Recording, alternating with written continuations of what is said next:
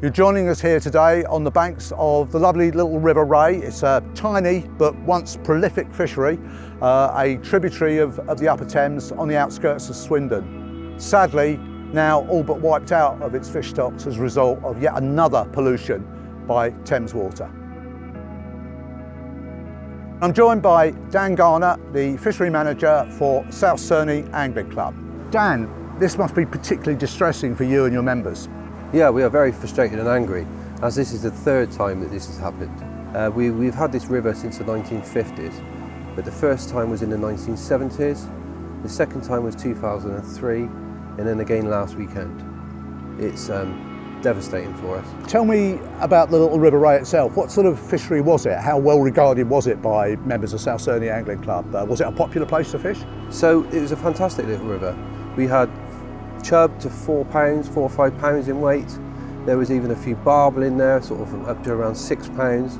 You had great roach, huge dace, nice perch, and the gudgeon back in the day were tremendous. You know, there was a record probably gudgeon in there. They were fantastic fish.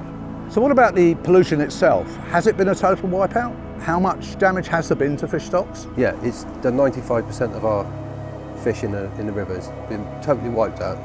The invertebrates, the crayfish, wildlife, the fish, just totally wiped out. So the River Ray joins the main River Thames just a couple of kilometres further downstream. You've got fishing down there on your club ticket. How worried are you that that pollution slug has done damage to the main River Thames, not just the River Ray? Yeah, I'm very worried about the River Thames at Castle Eaton there, because the fish in there are tremendous as well. I mean, the chub in there are up to 7 pounds. Mm-hmm. But also, we had the EA do the testing on the river, and the DO levels were only 40%, and they should be around 80.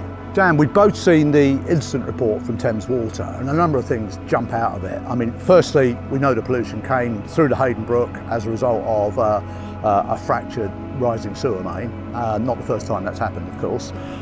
Secondly, and quite shockingly, the pollution incident wasn't spotted by any monitors in place by Thames Water, but by a dog walker.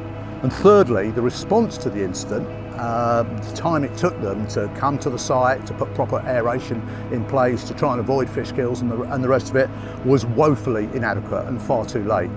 This really hasn't been handled well, has it? What do you want Thames Water to offer the club?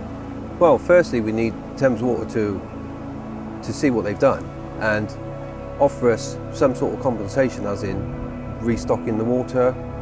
You know, we've lost 95% of our fish, mm-hmm. So we need the water to be restocked. We also need, secondly, they need to look at their own infrastructure of works for their sewage works, because they're building more houses in Swindon and the infrastructure's not there, so they need to work on that, I think.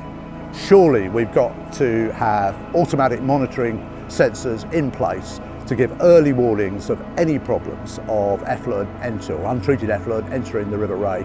We can't, for goodness sake, rely on dog walkers to tell us when a river's polluted, can we? I agree with you. I think that it should be monitored on a more regular basis. And I can assure you, on behalf of Angling Trust and Fish Legal, we will fight this every inch of the way. It won't just be about compensation, it'll be about insisting that there is investment put in to upgrade this system, the pipes, the sewage treatment works itself, and as you rightly said, proper monitoring equipment so that there's early warning of any problems in the future.